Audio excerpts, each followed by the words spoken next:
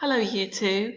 This is our second lesson, topic lesson, Kings, Queens and Castles. As you know, we've been learning about parts of a castle. We have a large castle close to our school. Has anyone been there? It's Kyrenia Castle, which is what you can see in the picture here. Let's have a look at what we're going to do today. So, we had learnt about various parts of the castle, so this is something just to remind us of our previous learning. Can you remember any parts of the castle by looking at Kyrenia Castle? That's right, we've got the tower here and the battlements where the soldiers would fire and then quickly hide behind. We've got the arrow slits where they fired them out, and the bailey, where you would find the forge, the chapel, lots of things that they would be doing inside the castle. Here we've got a picture of the moat, or where the moat would have actually been. It's now a road. It's not filled with water anymore, but originally it would have gone all around the castle. The portcullis, which is on the door, the entrance of the castle here. The keep, I wonder if you can remember what happened with the keep. I'll just give you a few moments to have a think.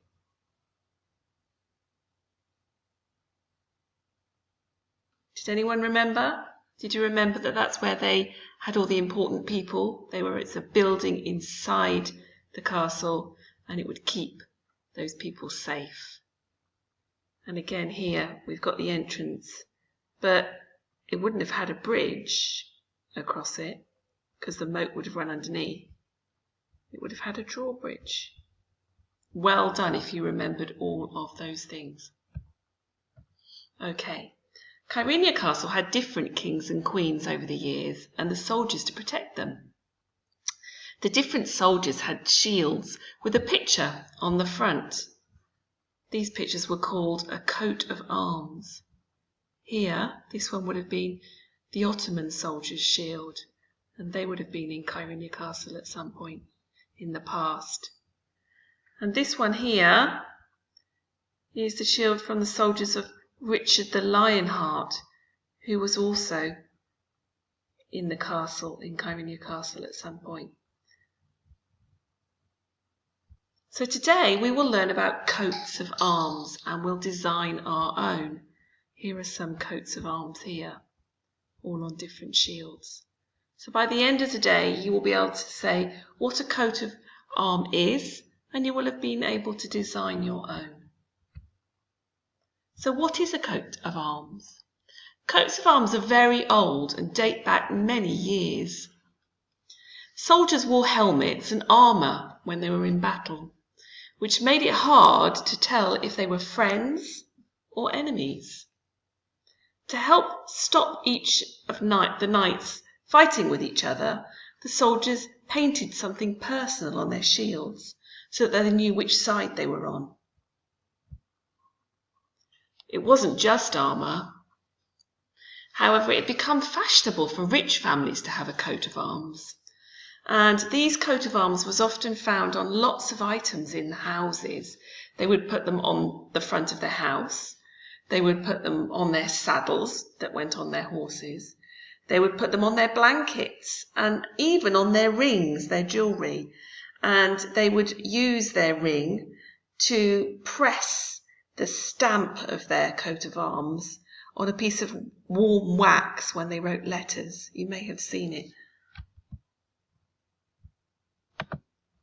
The school has a coat of arms. ESK has a coat of arms.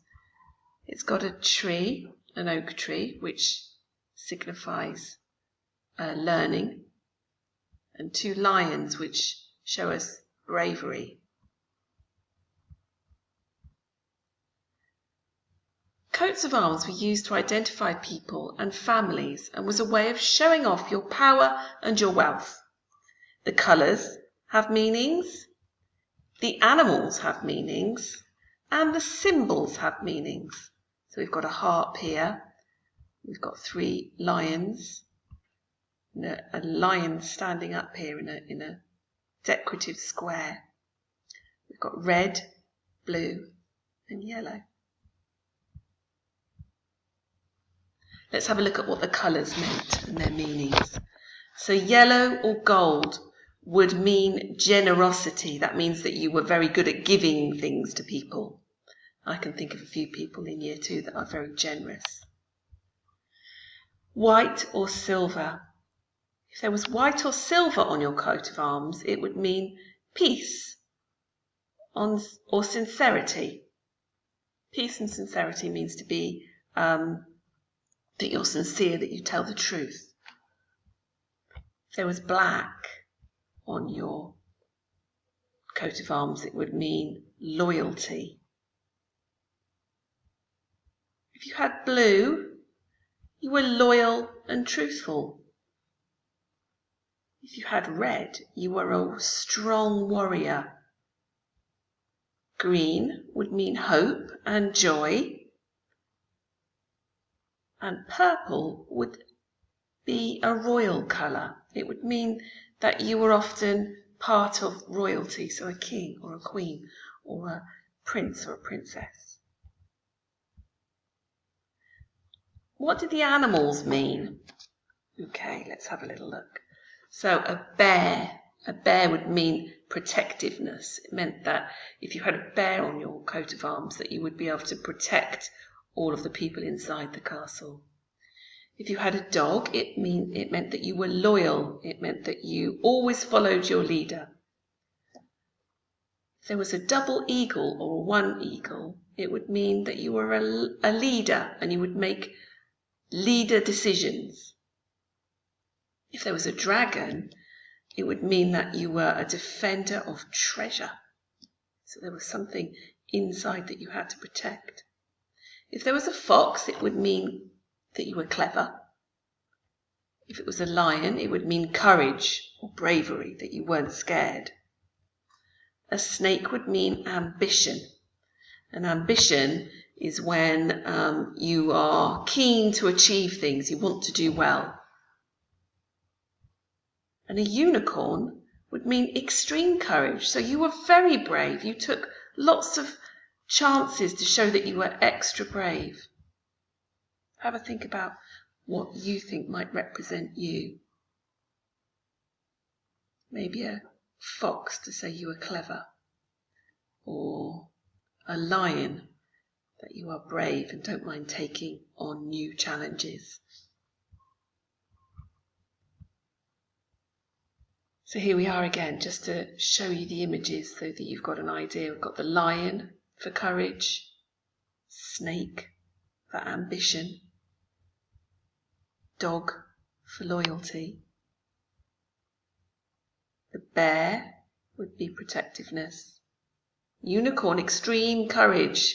So you really didn't mind taking on an extra challenge, being a superhero brave. A fox would mean that you were clever. You could think in a situation, think of a sensible solution. You'd use your brain to solve problems. Eagle would mean that you were a leader, and a dragon would mean that you had to guard something, to protect something. There are some more. An owl would mean vigilance. That meant that you are careful about things, that you were looked out to make sure things were safe, that you were taking lots of care. A dolphin, sort of a funny looking dolphin, really more like a fish. It would mean charity. That would mean that you would give things away to people that needed it. A dove would mean innocence. That would mean that you were pure and wanted peace. A dagger, which would mean power. An anchor would mean hope. And these are symbols to say where you are in your family. So if you were the firstborn, if you're the oldest in your family, you would draw this symbol. If you were the second-born, the second child in your family, you would draw almost like a scoop, a half moon almost. Third in the family would have been the star. The fourth one is a bird. The fifth one is a ring. And this symbol would mean that you were part of the royal family. You were a king or a queen. I had a go at designing my own coat of arms, so Mrs. Salyer's coat of arms. I made it up, so I had a little go, and I think that one of my symbols would have been about learning, because I'm a teacher. So I put a fox that symbolises wisdom, and that means that you can teach people all that you know.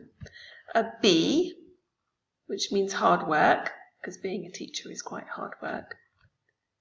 And an owl, meaning observant. That means that I'm always looking to see who's doing their very best in my class. I put this symbol here to show that I am the second born in my family.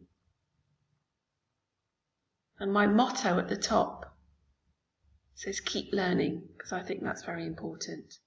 And at the bottom, I wrote my family name, Salyer. You can choose which animals represent you. You could go back and have a look at the animals in the previous pages and have a look and see which one you think most represents you. Choose a colour that represents you. I chose blue, which is loyal, and purple, to say I'm part of the royal family. I'm not really. Okay, I want you to have a go at creating your own motto today and your own coat of arms. We will send you a worksheet which has the shape of a shield, and you can draw your own coat of arms on it. Have a think about what represents your family, what represents you. Do you think that you work hard with some bees? Or a fox, that you're clever? You can share your wisdom. Or an owl, maybe you think that you're good at looking out at the very best things that people can do. Tell me maybe where you're born in your family. Are you the first child or second or third or fourth maybe? And your motto. A motto means something that you think represents you, a little phrase. Keep learning. Have fun, you too.